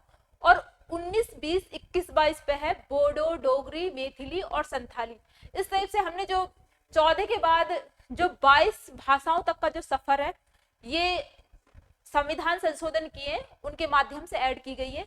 इसके बाद जैसे 9वीं अनुसूची में क्या है, ये जो पहले संविधान संशोधन है 1951 में जोड़ी गई थी। इसमें जो है कि जो भी अधिनियम इसमें रख दिए जाएंगे उनका जुडिशियल रिव्यू नहीं किया जा सकता, मतलब जो सुप्रीम कोर्ट है उनका जो न्यायिक पुनरावलोकन है वो नहीं कर सकता। ये जमींदारी व्यवस्था का उन्मूलन करने के लिए लागू की गई थी, मीन्स लाई गई थी। और 11वीं जो 10वीं है इसमें दल बदल से विरोध के संबंध में प्रावधान है। और 11वीं 12वीं अभी हमने डिस्कस कर ली। इस टाइप से हमने सारी अनुसूचियों का क्विक रिवीजन कर लिया एक क्वेश्चन में ही। तो ये हमने देखा निम्नलिखित में से कौन सा एक युग्म सुमेलित है। तो हमने देखा जो ए है वो भी रॉन्ग है, बी भी रॉन्ग है, सी भी। इसका आंसर डी था। किस शपथ है वो तीसरी अनुसूची में दी गई है ये। अब हम नेक्स्ट क्वेश्चन पे चलते हैं। नेक्स्ट क्वेश्चन है हमारा 12th। भारतीय संविधान की 6ठी अनुसूची में कौन सा एक राज्य शामिल नहीं है। तो 6ठी अनुसूची में अभी हमने 4 राज्य पढ़े थे, असम, मेघालय, त्रिपुरा और मिजोरम। अब जैसे इसमें असम भी है, मेघालय नहीं दिख रहा, असम, मेघालय, त्रिपुरा भी है और मिजोरम भी है। मेघालय नहीं दिख रहा, तो ये है हमारा इनकरेक्ट आंसर, डी है इसमें आंसर। इसकी जगह क्या जाएगा, मेघालय, मेघालय। अब हम नेक्स्ट क्वेश्चन पे चलते हैं। सूची फर्स्ट को सूची सेकंड से सुमेलित करना है। तो सूची फर्स्ट में जैसे समवर्ती सूची है, ये इसमें हमें मिलान करना है कि भाई कौन सी चीजें कहां से ली गई हैं। जैसे समवर्ती सूची है ये हमने ऑस्ट्रेलिया से ली है। कहां से, ऑस्ट्रेलिया से। ये वाला चैप्टर अभी हमने कंप्लीट नहीं किया है, हम इसे देख लेते हैं। समवर्ती सूची ऑस्ट्रेलिया से लिए हमने, जो संघात्मक शासन व्यवस्था है ये लिए है कनाडा से, और जो आपातकालीन उपबंध है जो हमारे इमरजेंसी प्रोविजन से, जो कि अनुच्छेद 352 से 360 में दर्ज किए गए हैं, वो हमने लिए हैं जर्मनी से इमरजेंसी प्रोविजंस। इसके अतिरिक्त जो मूल कर्तव्य हैं, जो कि हमारे मूल जो संविधान था ना, उसमें मूल कर्तव्य संविधान सभा ने ऐड ही नहीं किए थे। मूल कर्तव्य ऐड किए हैं 42वें संविधान संशोधन 1976 में। इंदिरा गांधी की सरकार थी उस टाइम, जो रूस था पूर्व सोवियत संघ से वो लोग प्रभावित थे, उस टाइम हमारी सरकार प्रभावित थी, तो उन्होंने सरदार स्वर्ण सिंह समिति की सिफारिश पे 42वें संविधान संशोधन के द्वारा 1976 में जो मूल कर्तव्य है वो भारतीय संविधान में शामिल किए थे। तो इस तरह से जो मूल कर्तव्य है ये लिए हमने पूर्व सोवियत संघ से। अब हम इन चारों को मिला लेते हैं। समवर्ती सूची जैसे फोर्थ में है, ए में आएगा फोर्थ आंसर, तो ए में फोर्थ आ रहा है और बी में आएगा 2। इस टाइप से एक के मिलाने से ही हमारा आंसर करेक्ट हो गया। और अब हम नेक्स्ट क्वेश्चन पे चलते हैं। 14 क्वेश्चन है, भारतीय संविधान की निम्नलिखित में से कौन सी मुख्य विशेषता है। तो जो भारतीय संविधान है इसकी मुख्य विशेषताओं के बारे में देखना है हमें। गणतंत्र, सबसे पहले तो देखेंगे गणतंत्र क्या होता है। जिस देश का जो राष्ट्रीय अध्यक्ष है ना, जैसे हमारा भारत देश है, इसमें दो तरह के अध्यक्ष हैं, एक तो संवैधानिक प्रमुख होता है और एक राजनीतिक प्रमुख। जो हमारा राष्ट्रपति है वो हमारा संवैधानिक प्रमुख है, और जो हमारा प्रधानमंत्री है वो हमारा राजनीतिक प्रमुख है। तो जिस देश का जो राष्ट्रीय अध्यक्ष है वो हमारा जो राष्ट्रपति है, जो निर्वाचित होना चाहिए वो वंशानुगत नहीं होना चाहिए। तो हमारा जो राष्ट्रपति है वो निर्वाचित है, अप्रत्यक्ष रूप से निर्वाचित है, इसलिए भारत में गणतंत्र है। लेकिन जैसे जिन देशों में, जैसे ब्रिटेन है, वहां पे जो रानी है वो वंशानुगत रूप से वंशानुगत है, वहां पे उसका जो बेटा या बेटी वो अगले राष्ट्राध्यक्ष बनेंगे, अगली रानी बन जाएगी या राजा बन जाएगा, फिर नेक्स्ट उनके जो बेटे पोता पाती है वो बनेंगे। इसलिए जैसे जो वंशानुगत जहां सिस्टम होता है ना, वहां पे गणतंत्र नहीं होता, वहां पे राजतंत्र होता है। तो ब्रिटेन में लोकतंत्र है लेकिन गणतंत्र नहीं है, राजतंत्र है। और इंडिया में लोकतंत्र भी है और गणतंत्र भी है। तो ये हमारे भारत के संविधान की मूल विशेषता है, गणतंत्र। नेक्स्ट है जैसे प्रत्यक्ष लोकतंत्र। जो हमने जो भारतीय संविधान है इसमें प्रत्यक्ष लोकतंत्र को नहीं अपनाया है, हमने अपनाया है अप्रत्यक्ष लोकतंत्र को, क्योंकि भारत एक विशाल जनसंख्या वाला देश है और भौगोलिक रूप से भी हमारा जो क्षेत्रफल है वो 7वें स्थान पर आते हैं हम। तो इस टाइप से जो भारत है उसमें हमने अप्रत्यक्ष लोकतंत्र को अपनाया है, ना कि प्रत्यक्ष लोकतंत्र को। तो ये इनकरेक्ट हो जाएगा, ये भारतीय संविधान की विशेषता नहीं है। और प्रत्यक्ष लोकतंत्र को, जैसे स्विट्जरलैंड है, एक छोटा सा देश है, बहुत कम जनसंख्या है वहां पे, तो वहां पे अपनाया हुआ है। महिलाओं के लिए समान अधिकार, तो भारतीय संविधान में महिलाओं के लिए समान अधिकार की बात की है, चाहे वो हमारी प्रस्तावना हो, चाहे हमारे डीपीएसपी हो, चाहे हमारे मूल अधिकार हो, सभी में महिलाओं के लिए समान अधिकार की बात की हुई है। ये और जो कल्याणकारी राज्य है, जो हमारे संविधान का भाग 4 है डीपीएसपी, राज्य के नीति निर्देशक तत्व, उसमें वेलफेयर स्टेट की बात की है। तो ये भी हमारे संविधान की मूल विशेषता है। इसके अलावा जो सीमित मताधिकार है, तो भारत में सीमित मताधिकार नहीं है। जो हमारे 18 वर्ष से बड़े जितने भी नागरिक हैं, चाहे वो मेल हो फीमेल हो कुछ भी हो, उन सभी को वोट डालने का अधिकार है। तो इस टाइप से ये भी भारतीय संविधान की मुख्य विशेषता नहीं है। तो इसमें हमें बताना है भारतीय संविधान की निम्नलिखित में से कौन सी मुख्य विशेषता है। तो गणतंत्र, महिलाओं के लिए समान अधिकार, कल्याणकारी राज्य, ये 3 भारतीय संविधान की मुख्य विशेषताएं। वो अब क्या बताना है, नीचे दिए गए कूट का प्रयोग कर सही उत्तर चुनिए। तो इसमें फर्स्ट, थर्ड और फोर्थ, तो इसमें सी हमारा करेक्ट आंसर हो जाएगा, क्योंकि इसमें फर्स्ट, थर्ड और फोर्थ दिया हुआ है। नेक्स्ट है जैसे निम्नलिखित कथनों पर विचार कीजिए। मूल संविधान में 8वीं अनुसूची, ये हमारा अनुसूचियों से है ये क्वेश्चन। मूल संविधान में 8वीं अनुसूची में 14 भाषाएं शामिल है, और जो 91 में कॉन्स्टिट्यूशनल अमेंडमेंट द्वारा बोडो को 8वीं अनुसूची में जोड़ा गया है। तो उपयुक्त में से हमें सही कथन बताना है। हम अनुसूचियों के बारे में विस्तार से डिटेल से पढ़ चुके हैं, अब हमें बस इसका आंसर बताना है कि जो मूल संविधान है उसमें 8वीं अनुसूची में 14 भाषाएं शामिल थी। हमारे जो मूल संविधान है उसमें जो अनुसूचियां थी उसमें टोटल 8 ही अनुसूचियां थी, बाद में इनको बढ़ा के संविधान संशोधनों के माध्यम से 12 कर दिया गया था। तो जो 8वीं अनुसूची थी उसमें 14 भाषाएं थी फर्स्ट में मूल संविधान में, तो ये करेक्ट है। मूल संविधान में 8वीं अनुसूची में 14 भाषाएं थी, लेकिन जो बाद में इसमें संविधान संशोधनों के माध्यम से काफी भाषाएं जोड़ी गई। वर्तमान में इसमें 22 भाषाएं हैं। तो 15वीं जैसे सिंधी है, 16वीं कोंकणी, मणिपुरी और नेपाली। उसके बाद 19, 20, 21, 22 पे है बोडो, डोगरी, मैथिली और संथाली। जैसे ये कौन कौन से संविधान संशोधनों के माध्यम से जोड़ी थी वो भी देख सकते हैं। जैसे जो 15वीं भाषा है ना सिंधी, 15वीं सिंधी है, ये 21वें संविधान संशोधन के माध्यम से जोड़ी गई थी 1971 में। फिर 16वीं, 17वीं, 18वीं ये हमने नमक से याद की थी, नमक, कोंकणी, मणिपुरी और नेपाली ये जोड़ी गई थी 67 में कॉन्स्टिट्यूशनल अमेंडमेंट द्वारा। और जो 19, 20, 21, 22 नंबर पे है बोडो, डोगरी, मैथिली, बोडो, डोगरी, मैथिली और संथाली, ये 92वें कॉन्स्टिट्यूशनल अमेंडमेंट द्वारा जोड़ी गई थी।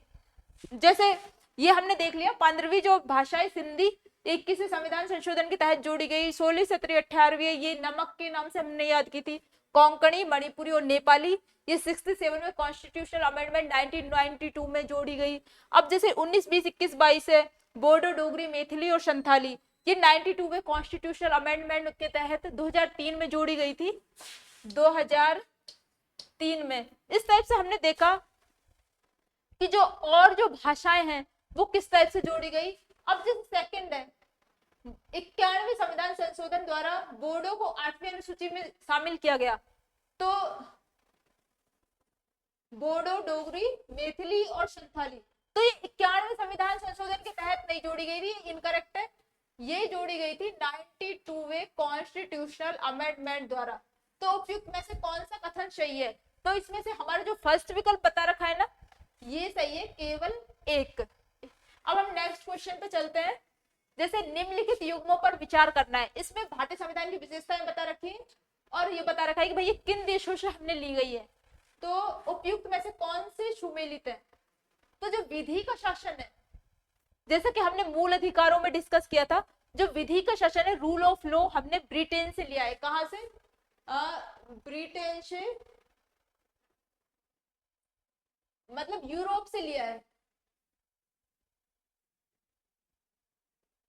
निम्नलिखित युग्मों पर विचार कीजिए और कौन से सुमेलित है। तो यहाँ पे हमें सुमेलित बताना है, सुमेलित बताना है। तो हम इसको वापस से मिला लेते हैं। जैसे ये है, ये इसके सामने ये लिख रहा है ना अमेरिका, तो ये इनकरेक्ट है क्योंकि अमेरिका से विधि के समक्ष जो समता है वो हमने ली थी। इसके अतिरिक्त जैसे राष्ट्रपति चुनाव की जो पद्धति है ये हमने कनाडा से ली है। कनाडा से ये भी नहीं ली, ये लिए हमने आयरलैंड से।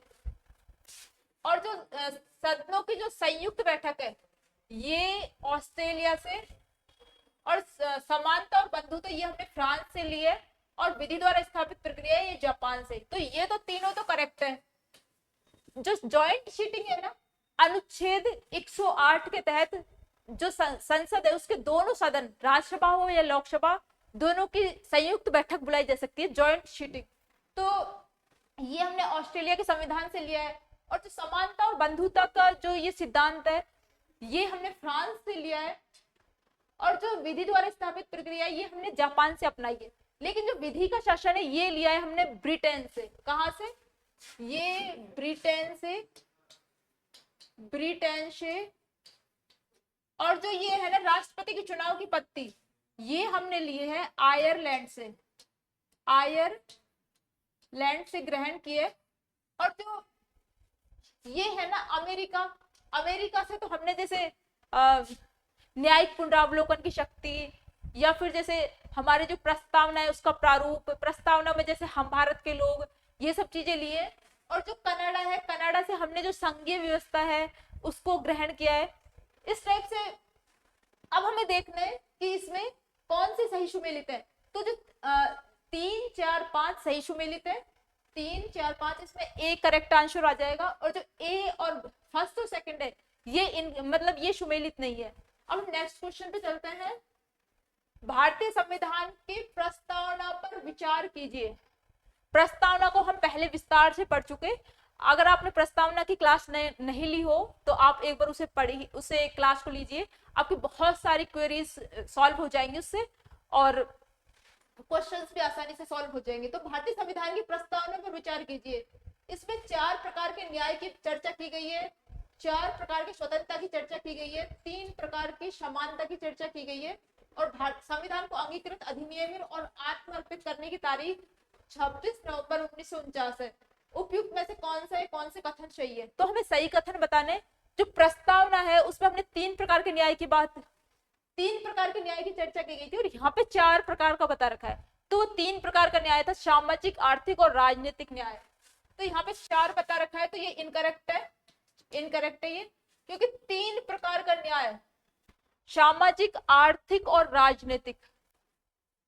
अब जैसे 4 प्रकार की स्वतंत्रता की बात की गई है, ये भी इनकरेक्ट है, क्योंकि 4 प्रकार की स्वतंत्रता की बात नहीं की, 5 प्रकार की स्वतंत्रता की बात की है। वो है विचार, अभिव्यक्ति, विश्वास, धर्म और उपासना। विचार, ये भी इनकरेक्ट है, क्योंकि 5 प्रकार की स्वतंत्रता दिखा रखी है। अब नेक्स्ट है 3 प्रकार की समानता की बात की गई है, ये भी इनकरेक्ट है, क्योंकि जो समानता है वो ओनली 2 प्रकार की बता रखी है, विधि और क्षमता की। ये भी इनकरेक्ट है। थर्ड भी। फोर्थ है संविधान को अंगीकृत, अधिनियमित और आत्मर्पित करने की तारीख 26 नवंबर 1949 है, तो ये करेक्ट है फोर्थ। उपयुक्त में से कौन से कथन सही है? केवल फोर्थ सही है, तो इसमें आंसर आ जाएगा सी। और इसके लिए हमें प्रस्तावना को अच्छे से लर्न करना जरूरी है। प्रस्तावना की एक एक लाइन हमें अच्छे से याद होनी चाहिए, तभी ये क्वेश्चन हमें अच्छे से सॉल्व होंगे। अब नेक्स्ट है भारतीय संविधान की प्रस्तावना के संदर्भ में निम्नलिखित में से कौन सा कथन सही नहीं है? तो भारतीय संविधान की प्रस्तावना के संदर्भ में कौन सा कथन सही नहीं है? तो 4 विकल्प दिए हुए हैं। यह पंडित नेहरू के उद्देश्य प्रस्ताव पर आधारित है, तो ये बिल्कुल करेक्ट है। जो पंडित नेहरू थे उन्होंने 13 दिसंबर 1946 को उद्देश्य प्रस्ताव पेश किया था संविधान सभा के समक्ष, जिसे 22 जनवरी 1947 को पारित किया गया था। वो उद्देश्य प्रस्ताव को ही बेस बना के जो भारतीय संविधान की प्रस्तावना है उसको तैयार किया गया है, इसलिए प्रस्तावना को उद्देशिका भी कहा जाता है। तो यह पंडित नेहरू के उद्देश्य प्रस्ताव पर आधारित है, ये करेक्ट है। फिर इसकी प्रकृति न्याय योग्य है, ये इनकरेक्ट है। जो इसकी प्रकृति न्याय योग्य नहीं है, ये है गैर प्रवर्तनीय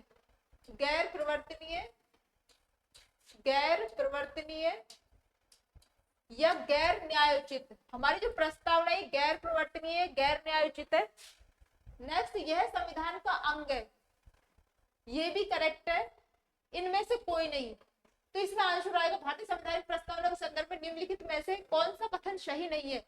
तो इसमें जो बी है ये सही नहीं है। अब हम इसे देख लेते हैं थोड़ा सा प्रस्तावना को। जो प्रस्तावना की क्लास में भी हमने वैसे ये विस्तार से चर्चा की है। जो हमारा बेरूबाड़ीवाद था, फर्स्ट में बेरूबाड़ीवाद 1960 में आया था, उसमें जो सुप्रीम कोर्ट है उसने डिसीजन दिया था कि जो प्रस्तावना है वो संविधान का भाग नहीं है। लेकिन जब 1973 में केशवानंद भारती केस आया 1973 में, तो उसमें सुप्रीम कोर्ट ने अपने पूर्ववर्ती डिसीजन को चेंज कर दिया और कहा कि जो प्रस्तावना है वो संविधान का भाग है। और कहा कि लेकिन जो प्रस्तावना है ये अनुच्छेदों की भांति प्रभावी नहीं है, और ना तो ये संसद को कोई शक्ति प्रदान करती है और ना ही संसदीय शक्तियों पर किसी प्रकार का नियंत्रण स्थापित करती है। और जो प्रस्तावना है ये संविधान का भाग है, इससे ये भी क्लियर हो गया। और इसमें ये भी कहा गया कि जैसे जो संविधान है, जैसे संसद अन्य संविधान में संशोधन कर सकती है, इसी टाइप से अनुच्छेद 368 के तहत प्रस्तावना में भी संशोधन कर सकती है। लेकिन उससे क्या होगा, लेकिन उससे जो संविधान का मूल ढांचा है वो इफेक्ट नहीं होना चाहिए। तो ये केशवानंद भारती केस में डिस्कशन किया गया था, उससे ये जो विकल्प है बाकी के वो सॉल्व हो जाएंगे। जैसे इसके प्रकार, और ये भी कहा गया कि जो ये, लेकिन जो हमारी प्रस्तावना है वो गैर न्यायोचित प्रकृति है इसकी, अर्थात ये गैर प्रवर्तनीय है, जो न्यायालय इसे लागू नहीं करवा सकता, ये एनफोर्सेबल नहीं है। तो इस तरह से इसकी जो प्रकृति है वो न्याय योग्य है, ये रॉन्ग है, क्योंकि न्याय योग्य नहीं है, ये गैर न्यायोचित या गैर प्रवर्तनीय है, इसे लागू नहीं करवाया जा सकता, ये संविधान का अंग है। तो ये केशवानंद भारती केस में कहा ही गया था। तो ये जो बी है ना, ये इनकरेक्ट है, ये सही नहीं है, तो इसका आंसर यही हो जाएगा। अब 19 है, भारत के संदर्भ में निम्नलिखित में से कौन धर्मनिरपेक्ष शब्द का सही भाव व्यक्त करता है। अब है जो धर्मनिरपेक्ष है, जो धर्मनिरपेक्षता है वो 42वें संविधान संशोधन 1976 के द्वारा हमारी प्रस्तावना में ऐड किया गया था। 3 शब्द ऐड किए गए थे, समाजवाद, पंथ निरपेक्ष और अखंडता। तो धर्मनिरपेक्ष या पंथ निरपेक्षता भी उसी में 1976 में ही ऐड किया है। इसके अतिरिक्त जैसे जो भारत देश है उसका कोई राजकीय धर्म नहीं है, लेकिन जैसे हमारे पड़ोसी देशों को हम देखते हैं, पाकिस्तान हो या फिर अफगानिस्तान हो या फिर हमारे जैसे म्यांमार हो, लगभग के सबके अपने राजकीय धर्म है। जैसे इन्होंने इस्लाम धर्म को अपनाया हुआ है, लेकिन और जैसे म्यांमार उसने बौद्ध धर्म को अपनाया हुआ है। इस टाइप से सबके अपने राजकीय धर्म होते हैं, लेकिन भारत जो देश है इसने कोई भी राजकीय धर्म नहीं अपनाया हुआ, कोई राजकीय धर्म नहीं है। लेकिन हाँ, और भारत में जो जो धार्मिक स्वतंत्रता है वो तो हमारा एक मूल अधिकार है, और विधि के समक्ष भी सभी लोग समान है। इस टाइप से जो भारत है उसका कोई राजकीय धर्म नहीं है। लेकिन जैसे विदेशों के जो पंथ निरपेक्षता है और भारत की पंथ निरपेक्षता में थोड़ा फर्क है। वो फर्क कैसे है, जैसे जो विदेशों में जैसे कि यूरोप में या फिर अमेरिका है ना, यहाँ पे क्या है कि जैसे राज्य को धर्म से एकदम पृथक कर दिया कि भाई राज्य का क्योंकि वहां के लोगों ने भी, जैसे विद्वानों ने भी ऐसे कहा है, जैसे मार्क्स ने कहा था कि भाई धर्म अफीम है, इसे त्याग दिया जाना चाहिए। तो इस टाइप से जो धर्म और राज्य को वहां पूर्णतः पृथक किया गया है। लेकिन इंडिया में ऐसा नहीं है, यहाँ पे सभी धर्मों को महत्व दिया जाता है। और जैसे कि यहाँ पे जैसे हमारी जैसे सभी धर्मों के अकॉर्डिंग जैसे हमारे जो त्योहार होते हैं उन पे अवकाश दिए जाते हैं, या फिर जैसे धर्म के आधार पर और भी बहुत सारी जैसे वो दिए जाते हैं विशेष अधिकार। तो इस टाइप से जो भारत है उसका कोई राजकीय धर्म नहीं है, और यहाँ पे सभी धर्मों को समान महत्व दिया जाता है। अब ये क्वेश्चन देखेंगे कि भारत के संदर्भ में निम्नलिखित में से कौन धर्मनिरपेक्ष शब्द का सही भाव व्यक्त करता है। तो इसका करेक्ट जो भाव व्यक्त करेगा हम वो ही हमारा आंसर होगा। तो भारत में अनेक धर्म है, भारतीयों को धार्मिक स्वतंत्रता प्राप्त है, धर्मानुपालन व्यक्ति की इच्छा पर निर्भर है, भारत में राज्य का कोई धर्म नहीं है। तो इसका करेक्ट आंसर है डी, क्योंकि भारत का कोई राजकीय धर्म नहीं है। अब हम नेक्स्ट क्वेश्चन पे चलेंगे 20। अब भारत के संविधान की उद्देशिका में निम्नलिखित शब्दावली जिस अनुक्रम में दी गई है वह है। जो हमारी प्रियम्बल यानी प्रस्तावना जो हमने पढ़ी थी उसके बारे में कुछ शब्द दे रखे हैं, हमें इन्हें क्रम से जमाना है। तो जैसे पंथ निरपेक्ष, संपूर्ण प्रभुत्व संपन्न, लोकतंत्रात्मक, समाजवादी, गणराज्य, या फिर समाजवादी, पंथ निरपेक्ष, संपूर्ण प्रभुत्व संपन्न, लोकतंत्रात्मक, गणराज्य, संपूर्ण प्रभुत्व संपन्न, समाजवादी, पंथ निरपेक्ष, लोकतंत्रात्मक, गणराज्य, संपूर्ण प्रभुत्व संपन्न, लोकतंत्रात्मक, पंथ निरपेक्ष, समाजवादी, गणराज्य। तो हम जैसे उसे बोल के देख लेते हैं भाई कौन सा करेक्ट है।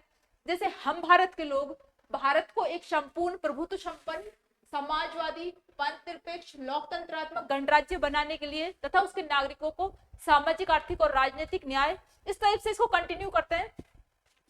तो जो इसमें अब ये जो थर्ड है ना, इसमें ये करेक्ट बैठ रहा है कि भाई संपूर्ण प्रभुत्व संपन्न, समाजवादी, पंथ निरपेक्ष, लोकतंत्रात्मक, गणराज्य। तो इसका थर्ड करेक्ट बैठ रहा है। जैसे ये बाकी के हैं उनमें जो क्रम है वो गड़बड़ाया हुआ है, तो इसका ये शी विकल्प इसका आंसर होगा।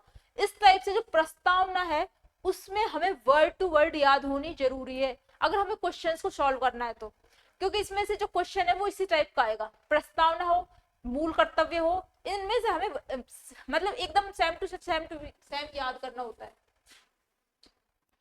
अब जैसे निम्नलिखित में से किस वाद में उच्चतम न्यायालय ने धारणा प्रस्तुत की कि उद्देश्य का संविधान का भाग है। तो इसमें हमने अभी डिस्कस किया था जो केशवनंद भारती केस था, उसमें कहा गया था कि संविधान जो प्रस्तावना है वो संविधान का भाग है। तो यूनियन ऑफ इंडिया बनाम डॉक्टर कोहली, केशवानंद भारती बनाम स्टेट ऑफ केरल, इसमें कहा गया था ए के गोपालन बनाम स्टेट मिनर्वा मिल्स। तो इसमें जो बी है ना केशवानंद भारती केश, इसमें कहा गया कि प्रेमबल संविधान का भाग। अब नेक्स्ट है 22, इसमें निम्नलिखित में से कौन से शब्द 42वें संविधान संशोधन से पहले भी प्रस्तावना में शामिल थे। तो 42वां जो संविधान संशोधन 1976 में किया गया था उसमें 3 शब्द प्रस्तावना में ऐड किए थे, समाजवाद, पंथ निरपेक्षता और अखंडता।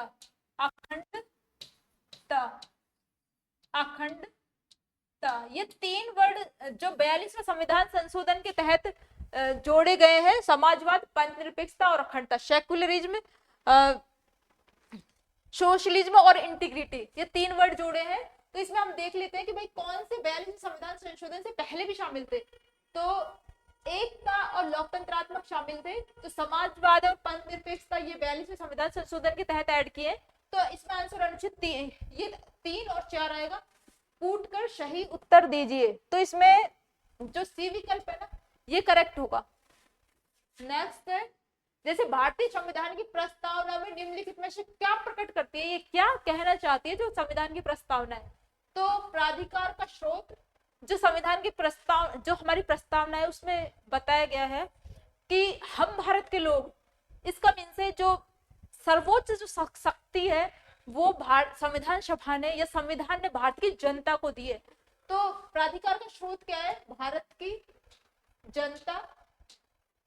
इसके अतिरिक्त जैसे भारतीय राज्य की प्रकृति क्या है, संपूर्ण, प्रभुत्व संपन्न, समाजवादी, पंथ निरपेक्ष, लोकतंत्रात्मक गणराज्य। ये सब जो वर्ड दे रखे हैं ना इनका काफी भारी भरकम अर्थ है जो कि हमने प्रस्तावना वाले टॉपिक में समझाए हैं, आप उधर से देख लेना। ये भारतीय राज्य की प्रकृति के बारे में बात करते हैं। फिर जो उद्देश्य क्या है, प्रस्तावना में उद्देश्य क्या दे रखा है कि भाई 3 प्रकार का न्याय स्थापित करना है, सामाजिक, आर्थिक, राजनीतिक न्याय, विधि और अवसर की समता प्राप्त मतलब सबको देनी है, 5 प्रकार की स्वतंत्रता सबको प्रोवाइड करानी है। तो ये इसके उद्देश्य है। फिर अंगीकार करने की तारीख क्या है, 26 नवंबर 1949 को प्रस्तावना को अंगीकार किया गया था। तो ये चारों शब्द प्रस्तावना में थे। भारतीय संविधान की प्रस्तावना निम्नलिखित में से क्या प्रकट करती है, तो इन चारों को प्रकट करती है। तो इसमें से कूट का प्रयोग कर सही उत्तर दीजिए, तो इसमें ये चारों आएंगे ना, ए इसका आंसर हो गया। अब नेक्स्ट है, भारतीय राज्यक्षेत्र के बारे में निम्नलिखित में से कौन से कथन सही है। तो ये वाला अभी हमने डिस्कस नहीं किया ये चैप्टर, इसको हम ऐसे ही देख लेते हैं कि जो भारतीय राज्यक्षेत्र जो संविधान का भाग 1 है, इसमें जो अनुच्छेद 1 से 4 तक दे रखा है वो भारत के स्टेट एंड यूटीज के बारे में ही चर्चा की गई है। इसमें कहा गया है अनुच्छेद 1 में कि भारत क्या होगा, राज्यों का संघ होगा। और उसमें कुछ चीजें ऐड की है अनुच्छेद 1 में कि भारत के अंतर्गत क्या क्या शामिल किया जाएगा। तो भारत के अंतर्गत स्टेट को शामिल किया गया है, जो अनुसूची फर्स्ट के तहत जो यूटीज है वो भी इसमें शामिल है। लेकिन और जो थर्ड है वो जो बाहर से आपने कोई भी क्षेत्र अधिग्रहित किया है, अर्जित किया है, वो भी इसके अंतर्गत शामिल होगा। तो हम इसके विकल्प देख लेते हैं। भारत के राज्य क्षेत्र के बारे में निम्नलिखित में से कौन से कथन सही नहीं है। तो इसमें राज्यों के भूभाग समाविष्ट है, हाँ, तो इसमें स्टेट राज्य शामिल है। प्रथम अनुसूची में विनिर्दिष्ट जो यूटी है ना, संघ शासित प्रदेश, वो समाविष्ट है, ये भी करेक्ट है अनुच्छेद 1 में। और इसके अलावा जो अन्य उपार्जित भूभाग भी सम्मिलित किए जाते हैं, अन्य जो भी अर्जित किए हमने बाहर से जो भी क्षेत्र अर्जित किया है वो भी अनुच्छेद 1 में ही समाहित है। तो कूट का प्रयोग कर सही उत्तर देना है। तो इसमें ये तीनों 1, 2 और तीनों इसमें आ जाएंगे, तो इसका आंसर होगा डी। इसके बाद है हमारा लास्ट क्वेश्चन है ये आज का, भारतीय संविधान की उद्देशिका के संदर्भ में निम्नलिखित तथ्यों पर विचार करना है। उद्देशिका को संविधान का भाग नहीं माना जाता। उद्देशिका विधायिका की शक्तियों को नियंत्रित करने का कार्य करती है। तो इसमें हमने बताना है कौन सा या कौन सा सही नहीं है। तो जैसे कि हमने उद्देशिका के बारे में पढ़ा था, जो केशवानंद भारतीवाद था, इसमें कहा गया था कि उद्देशिका संविधान का भाग है, तो ये हो जाएगा इनकरेक्ट।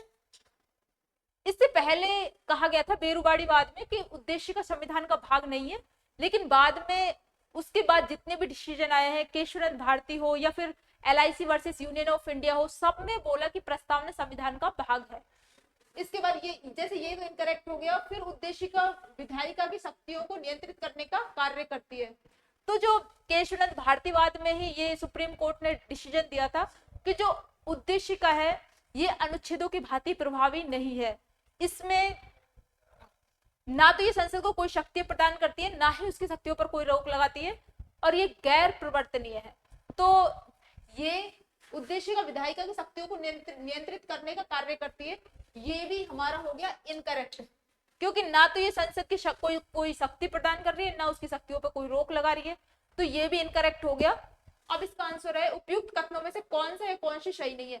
तो दोनों ही सही नहीं है, ना तो एक और ना तो दो, तो डी इसका आंसर आ जाएगा। तो आज का हमारा क्वेश्चन आंसर का जो सेशन है यहीं पे हम इसे समाप्त करते हैं। कल हम इसके बाकी क्वेश्चंस को सॉल्व करेंगे, और आप सब इसको अच्छे से देखना और इन क्वेश्चंस को सॉल्व करना, कमेंट्स में इनके उत्तर देना, और एग्जाम की दृष्टि से ये क्वेश्चंस बहुत ज्यादा इंपॉर्टेंट है। Thank you. और अगर आपको वीडियो पसंद आए, क्लास पसंद आए, तो आप इसे लाइक, शेयर और सब्सक्राइब जरूर कीजिए।